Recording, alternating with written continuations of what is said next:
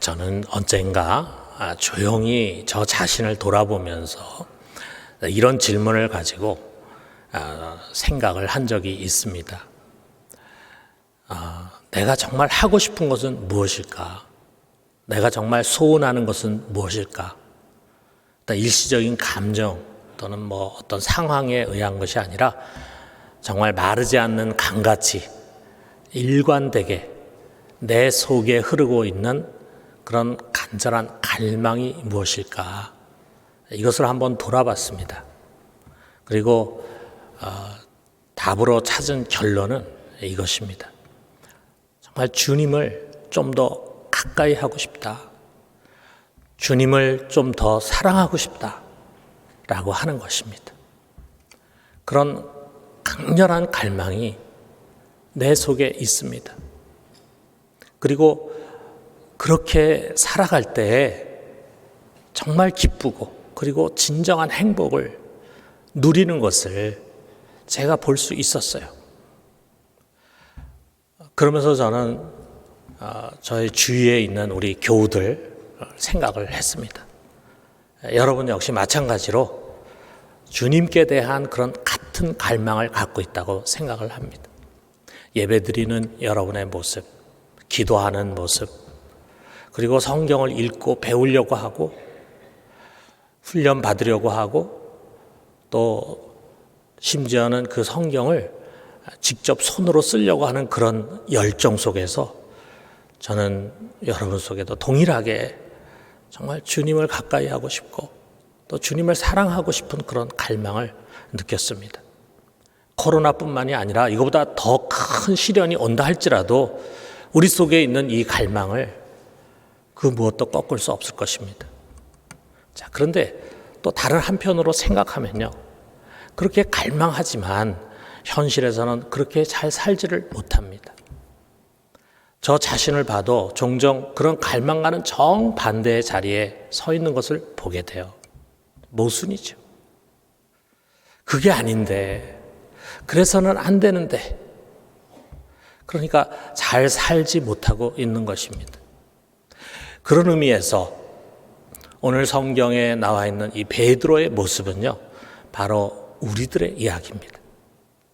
2000년 전 대제사장의 뜰에 서 있는 그 베드로는 이 시대를 신앙인으로 살아가고 있는 우리들의 모습입니다. 자, 겟세마네 동산에서 예수님이 유대인들에게 붙잡혀갈 때 제자들 다 도망을 갔어요. 여기 보니까 군대, 천부장, 유대인 이렇게 한 거 보니까 진짜 굉장히 많은 군인들이 예수를 잡기 위해서 간 것 같습니다. 자, 그들이 그 예수님을 대제사장에게 끌고 갔어요.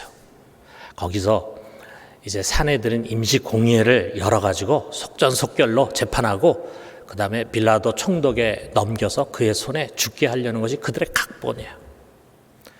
자, 근데 예수님을 따르는 제자를 비롯해서 예수님을 존경하고 사랑하는 그런 민중들이 많이 있으니까 그들이 일절 여기에 들어오지 못하도록 삼엄한 경계를 해야 되겠죠. 자, 예수님은 이제 오직 그를 미워하고 죽이려고 하는 사람들 속에 둘러싸여 있었어요. 자, 그런데 바로 그곳에 주님의 두 제자 베드로와 또 다른 제자가 함께 들어왔습니다. 이게 또 다른 제자라고 설명이 되어 있는데 그 또 다른 제자는 우리가 성경 전체를 보면은 이 요한복음을 기록한 요한입니다. 다른 제자들처럼 이 두 제자도 도망을 갔겠죠. 갔다가 그들은 얼른 다시 돌아와서 예수님의 뒤를 멀찍이서 쫓았어요. 그리고 그 주님께서 대제사장의 뜰에 들어가고 문이 닫혔음에도 불구하고 포기하지 않고 돌아서지 않았습니다. 마침 요한이 거기에 같이 갔던 그 요한이 대제사장과 아는 사람이라고 성경에 소개가 되고 있어요. 어떻게 알고 있는 건지 어떤 연관이 있는 건지 우리 잘은 모르지만 대제사장하고 친분이 있어. 그러다 보니까 아마 대제사장에 속해 있는 사람들하고도 아마 면식이 있었을 것입니다. 그래서 그 요한의 도움으로 베드로와 요한은 무사히 뜰로 들어왔습니다. 자, 여기서 우리는 이제 이런 질문을 한번 해봐요. 베드로는 왜 이 위험한 것을 오려고 했을까? 다른 제자들은 지금 다 도망갔잖아요. 그리고 나타나지도 않잖아요. 그런데 왜 베드로는 군인들에 의해서 삼엄한 경계로 끌려가고 있는 예수님의 뒤를 몰래 쫓아가지고, 그것도 이 안에까지, 이 위험한 곳, 적들로 둘러싸여 있는 적진 깊숙한 곳까지 들어오려고 했을까? 자, 우리가 요한복음을 아주 탁월하게 강의한 목사님이 있는데, 제임스 보이스라고 하는 목사님인데 그 책도 나와 있습니다. 자, 이 질문을 하는 거예요. 어째서 베드로는 예수님을 잡은 무리를 뒤따라 대제사장의 집으로 들어가려고 애썼을까? 하면서 그 답은 예수님을 사랑했기 때문이다 그랬어요. 여러분 공감하지 않습니까? 예수님을 사랑했으니까 그 위험한 곳을 들어가려고 했지, 사랑하지 않는다면 어떻게 거길 가려고 했겠어요? 우리가 성경에서 보면은 베드로 성격이 좀 충동적입니다. 그리고 혈기를 잘 부리고, 그래서 실수도 많아요. 자, 그런 사람이지만 그는 누구보다도 예수님을 사랑하고 따르려고 했습니다. 자, 몇 시간 전에 있었던 최후의 만찬 자리에서요, 예수님이 갑자기 불쑥 이런 얘기를 했어요. 너희가 이제 다 나를 버릴 것이다. 그 얘기했을 때 제자들 다 의아해하고 고개를 가로저었지만 제일 그에게 흥분하고 펄쩍펄쩍 뛴 사람은 바로 베드로였어요. 그가 마가복음 14장 29절에 이렇게 말합니다. 베드로가 여짜오되 다 버릴지라도 나는 그리하지 않겠나이다 그랬어요. 여기 있는 제자들이 다 주님 배반해도 저는 주님 배반하지 않습니다. 자, 그런데 유감스럽게도 예수님이 이렇게 대답하십니다. 그 다음 절에 보니까 내가 진실로 내게 이르노니 오늘 이 밤 닭이 2번 울기 전에 내가 3번 나를 부인하리라 그랬어요. 물론 그 얘기를 들었을 때 막 베드로가 막 절대로 그런 일이 있을 수 없습니다 이렇게 얘기했겠죠. 자, 여러분 이 베드로는요, 가룟 유다 같이 마음 깊은 곳에 예수님에 대한 의구심을 가지고, 그래서 언젠간 내가 저분을 배신해야 되겠다라고 계획을 한 그런 음흉한 사람이 아니에요.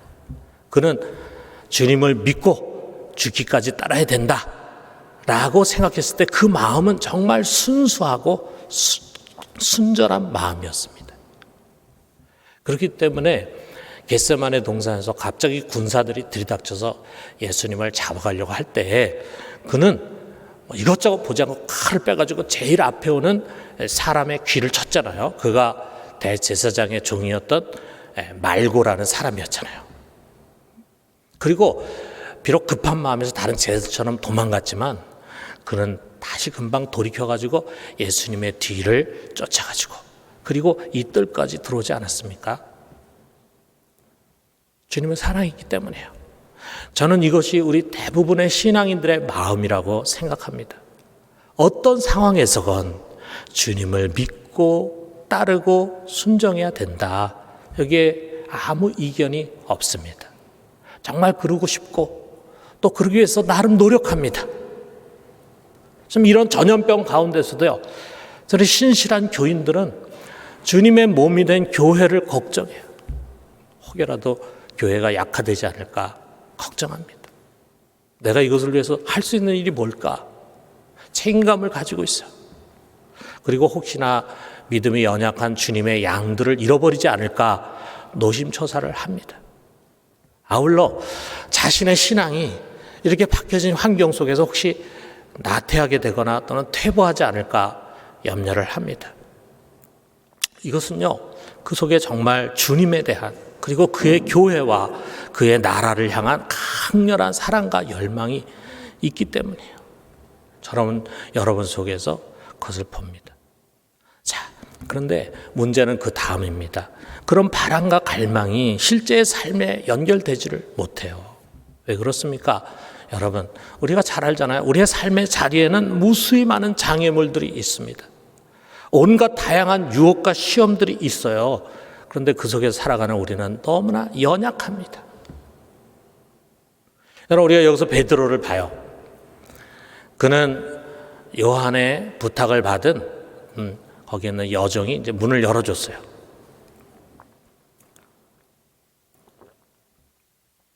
그래서 그 문을 통과해가지고 뜰에 들어서는데 뜰에 들어서자마자 일이 터져버립니다. 그 문을 열어준 여종이 베드로를 보더니 그를 알아보는 거예요. 17절에 너도 이 사람의 제자 중에 하나가 아니냐. 전혀 예측하지 못한 일이죠. 물론 베드로가 예수님을 따라다니고 또 제일 적극적으로 활동했기 때문에 사람들 속에 알려져 있었겠죠. 근데 여기는 대제사장의 뜰이잖아요. 이 안에는 예수님을 다 미워하는 사람들만 있었고 대제사장의 사람들만 있는데 이 사람들이 예수님의 말씀을 듣기 위해서 다니지는 않았을 거라 이거죠. 생각했으니까 여기에 나를 알아보는 사람 없겠지 이런 생각을 했는데 이 어둠 가운데서도 자기를 알아보는 자가 있는 거예요.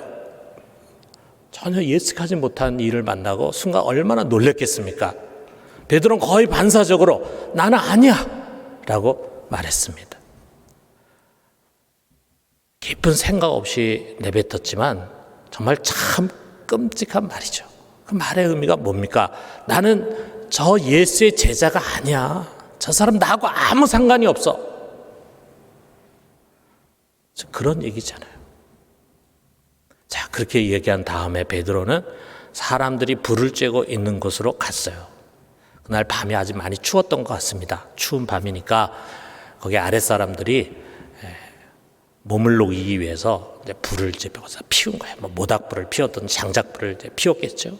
그러니까 사람들이 이제 거기 다 둘러서가지고 추위를 좀 데우고 있었습니다. 베드로가 그들 사이에 이렇게 끼어 들어갔어요. 그래가지고 불을 쬐면서 몸을 따뜻하게 덮이고 있었어요. 자, 그런데 깜깜한 밤중인데 거기에 앞에 모닥불이 있으니까 자연히 얼굴이 환하게 비치지 않았겠어요? 그 중에 어떤 사람이 베드로를 주목합니다. 그러더니 그에게 묻습니다. 25절에 보니까 너도 그 제자 중에 하나가 아니냐. 베드로가 얼마나 놀랬겠습니까? 그는 황급하게 또 부인했어요. 나는 아니야 말했습니다. 자, 이쯤 되면은 이제 베드로는 더 이상 그곳에 있고 싶지 않았을 거예요. 그래서 그것을 뜨고 싶었을 것입니다. 그런데 마지막으로 아주 결정적인 증인이 나타난 거예요. 그는 베드로가 겟세마네 동산에서 칼로 귀를 자른 말고라는 사람의 친척이었어요. 그가 이렇게 말합니다. 26절에 보니까 내가 그 사람과 함께 동산에 있는 것을 내가 보지 아니하였느냐. 그 사람이 그 현장에 있었던 거야. 그 자기 친척의 귀가 잘려져 나가는 걸 보니까 얼마나 그가 놀랬겠어요. 그러니까 누가 칼을 쳐서 자기의 그 친척 말고의 귀를 잘라냈는지 잘 알지 않겠어요? 그야말로 그는 현장 목격자입니다. 자, 이제 빼도 박도 못하는 거죠. 어떻게 피하겠습니까? 그러니까 다급해진 베드로가 힘을 주어서 나는 아니라고 또 부인을 합니다. 자, 우리가 보면은 이 요한복음에 보면은 이 요한은요 모든 것을 아주 단순하게 서술했어요. 그 자리에 있었던 제자고 목격했겠지만 좀 떨어져서 어두운 가운데 있었기 때문에 자세한 내막을 알지 못하고 자기가 그냥 보고 들은 것만 기술한 것 같습니다. 그런데 훗날에 베드로는요 가서 설교하는 곳마다 자신의 이 수치스러운 사건을 이야기해 주는 거예요. 내가 이런 사람이었습니다. 내가 이런 큰 죄를 범했습니다 하면서 자기 이 대제사장의 뜰에 있었던 이야기를 얘기해 줍니다. 이 교회 가서도 얘기하고 저 교회 가서도 얘기하고 사람 만날 때마다 그것을 간증하는데 그것을 앞서 비서같이 자세히 듣고 그것을 성경으로 기록한 사람이 바로 마가예요. 그게 바로 마가복음이에요. 마가복음은 어떻게 보면 베드로 복음이라고 할 수 있어요. 아주 권위가 있습니다. 그리고 그 마가의 글을 참조한 마태는 훨씬 더 자세하게 설명을 했습니다. 그 복음서에 의하면 이런 거예요. 그는 어디서 사람들이 자기 말을 안 믿을지 모른다는 생각을 하는 거예요. 그래 내가 예수와는 아무 상관이 없다라고 하는 것을 사람들로 하여금 믿게 하기 위해서 그는 맹세를 했습니다. 맹세. 그 당시에 종교사회에서 유대인들이 맹세 함부로 하지 않잖아요. 그런데 그 맹세라는 거예요. 좋아, 내가 맹세하지. 나는 저를 몰라. 이렇게 이야기한 거예요. 그리고 마지막에 이 결정적인 증인 앞에서는 그냥 맹세 가지고는 안 될 것 같으니까 저주를 썼습니다. 그리고 아주 강하게 맹세했어요. 아마 이렇게 얘기했을 것입니다. 내 맹세껏 말하지. 나는 저 예수를 모른다고. 만약에 내가 거짓말하는 것이라면 나는 기필코 저주를 받을 거야. 이렇게 말해요. 이렇게 말해요.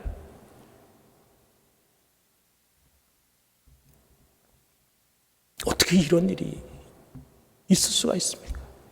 바로 그때 닭이 2번을 울었어요. 그 순간 누가복음에 보니까 예수님이 저쪽에 계시다 돌이켜서 이 베드로를 봤다고 했어요. 어쩌면 베드로와 서로 눈이 마주쳤을지 모릅니다. 베드로는 순간 고개를 떨궜을 것입니다. 불과 몇 시간 전에 예수님께서 오늘 밤에 닭이 2번 울기 전에 내가 3번 나를 부인하리라 했을 때 결코 그런 일이 있을 수가 없습니다며 펄쩍펄쩍 뛰었는데 그 말씀이 생각이 났어요. 그는 밖으로 뛰쳐나갔습니다. 그리고 심하게 통곡을 했습니다. 그는 실패한 것입니다. 아니 대참패입니다. 이런 일이 일어나다니, 내 입으로 이런 말을 하다니, 정말 그 순간만큼이나 자신이 실망스럽고 증오스러운 그런 적은 없었을 것입니다. 누구보다도 예수님을 사랑했고 예수님을 잘 따르려고 했기 때문에 다른 제자는 다 도망갔지만 그는 여기까지 왔는데 어떻게 이렇게 쉽게 무너질 수가 있습니까? 그 원인이 무엇이겠습니까, 여러분? 한마디로 말한다면 그는 준비되지 못했기 때문이에요. 그가 뛰어들어 싸워야 할 그 싸움이라는 것이 그리 쉬운 것이 아니었어요. 그런데 그는 너무 안일했고 또 너무 부실했습니다.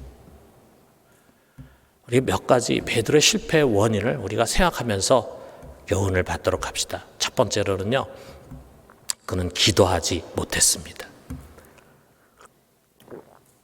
여러분, 겟세마네에서 어떤 일이 일어났는가 우리 요한복음은 자세히 설명 안 하지만 다른 공간복음서에서 얘기해 줍니다. 이 큰 고난과 죽음을 앞에 두고요, 예수님의 마음이 갈피를 잡지 못할 만큼 괴로웠던 거예요. 내 마음이 심히 민망하여 죽게 됐다. 예수님 제자들 그렇게 말씀하십니다. 죽을 만큼 고통스러운 거죠. 그래서 주님은 하나님 앞에 나가서 기도합니다. 3번을 간절히 기도하잖아요. 어떻게 기도하는가 우리가 잘 알잖아요. 마지막에는 정말 땀방울이 핏방울이 될 만큼 하나님 앞에 간절히 기도했습니다. 그리고 그 기도가 끝났을 때 주님 마음의 평안을 얻었어요. 하늘의 놀라운 평안, 하나님이 그의 마음에 평안을 주시는 거죠.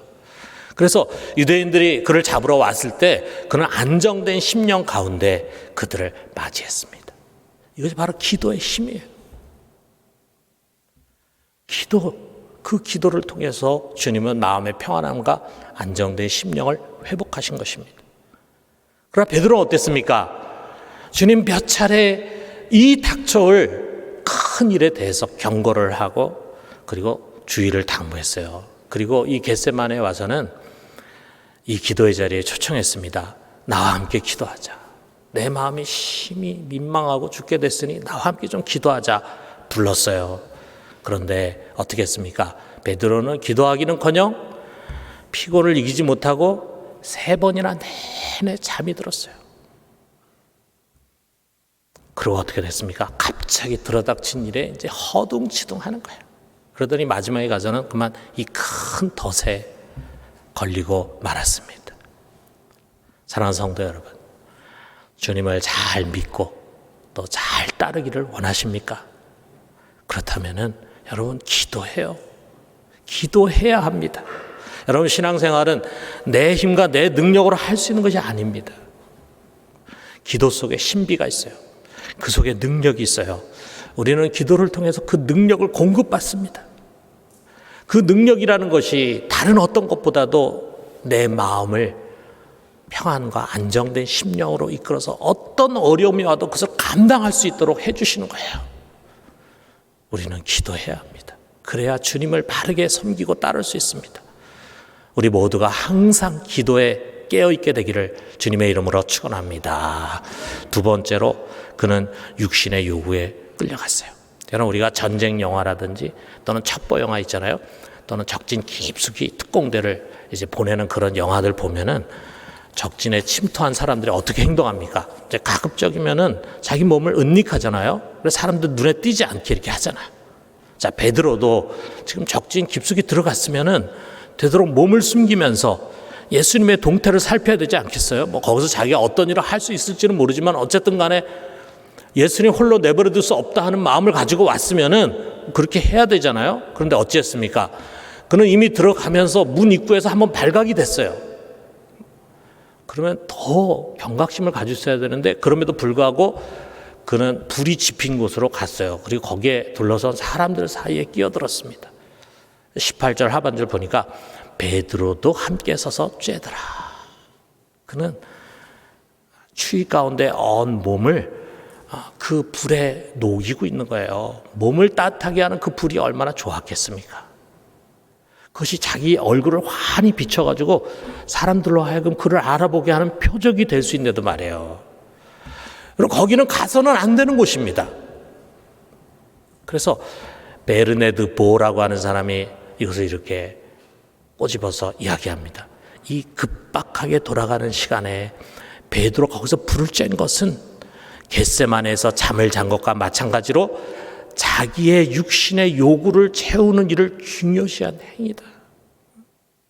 겟세마네 동산에서는 졸립다고 몸이 좀 잤으면 좋겠다 하니까 자고, 여기서는 몸이 추우니까 사람들 곁에 가가지고 그 불을 쬐고 있고. 여러분, 우리는 우리 자신을 볼 때 참 종종 베드로스러워진다라는 생각을 갖습니다. 베드로스러워진다.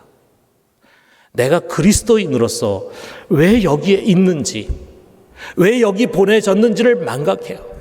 그리고 당장 육신의 요구에 매몰돼 버립니다.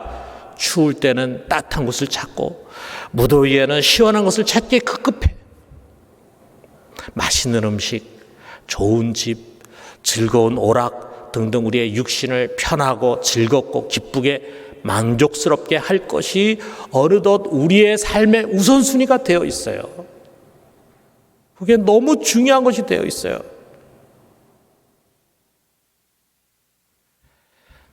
따뜻한 불이 베드로로 하여금 사람들 가까이 가게 한 동기가 된 것처럼요, 이런 것들이 우리로 하여금 무엇인가를 결정하는 중요한 동기가 되게 합니다.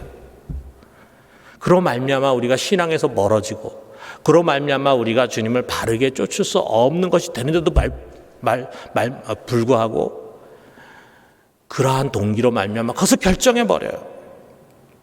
그래서 가까이에서는 안 되는 사람들과 가까이에서 그들 사이에 뒤섞이고, 가서는 안 되는 곳을 찾아가고, 해서는 안 되는 일을 하게 됩니다. 그것이 큰 시험에 터진 줄을 모르고 그렇게 합니다. 사랑하는 성도 여러분, 우리의 육신은 언젠가는 부활할 것입니다. 거룩한 몸으로, 신령한 몸으로 부활한 다음에는요, 그런 시험이 우리에게는 있을 수가 없어요.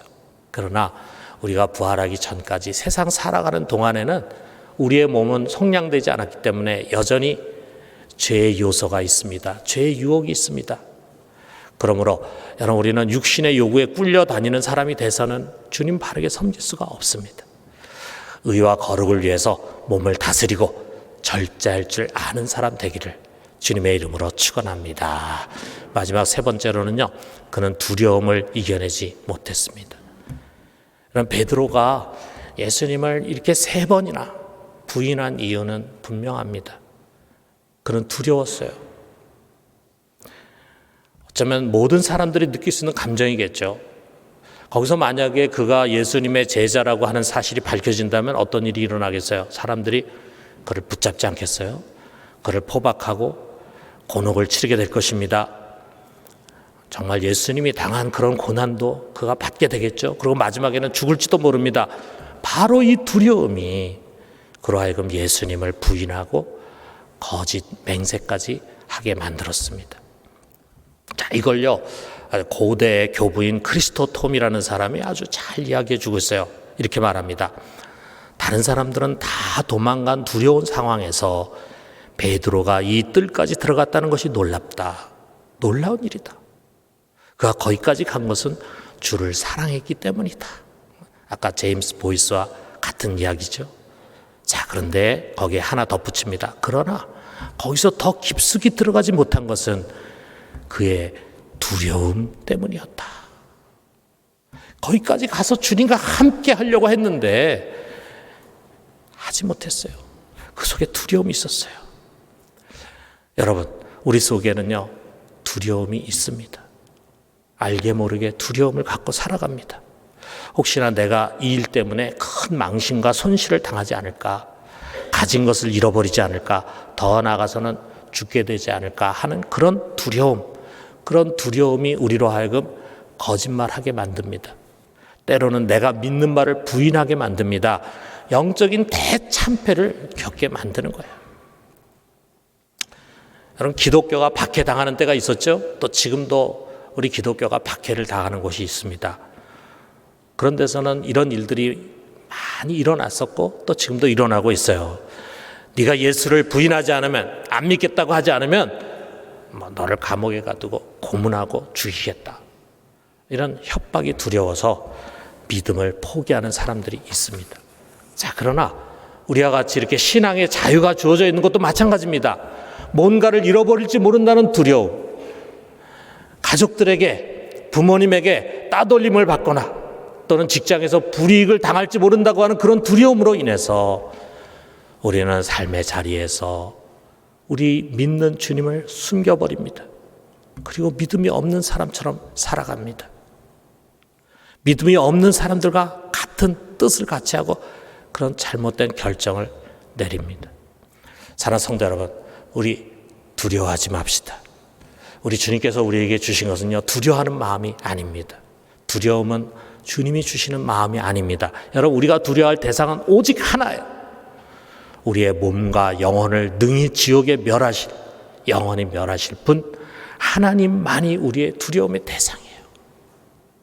여러분, 우리가 세상에서 무엇인가를 잃어버리는 것, 또는 무엇을 얻는 것, 또는 우리가 사는 것, 죽는 것 다 일시적이라고 하는 것을 우리는 명심해야 합니다. 여러분, 이 이야기의 마지막에 무엇으로 끝납니까? 결국 닭이 울었습니다. 하나님이 닭을 통해서 베드로를 부르신 것입니다. 베드로, 너 그거 아니야. 너 잘못된 거야. 거기는 네가 설 자리가 아니야. 순간에 베드로는 정신을 차렸습니다. 그리고 그것을 뛰쳐나갔어요. 그리고 그는 통곡하면서 회개를 했습니다. 사랑하는 성도 여러분, 오늘 우리가 그 소리를 들읍시다. 다시금 주님께서 여러분과 저를 부르십니다. 너 그거 아니야. 거기는 내가 서 있을 자리가 아니야. 돌이켜라. 여러분, 돌이킵시다. 그리고 성령의 능력과 도우심으로 다시 우리 주님을 사랑하는 자리, 그의 뒤를 순종하며 쫓는 그런 자리로 돌아갈 수 있게 되기를 주님의 이름으로 축원합니다.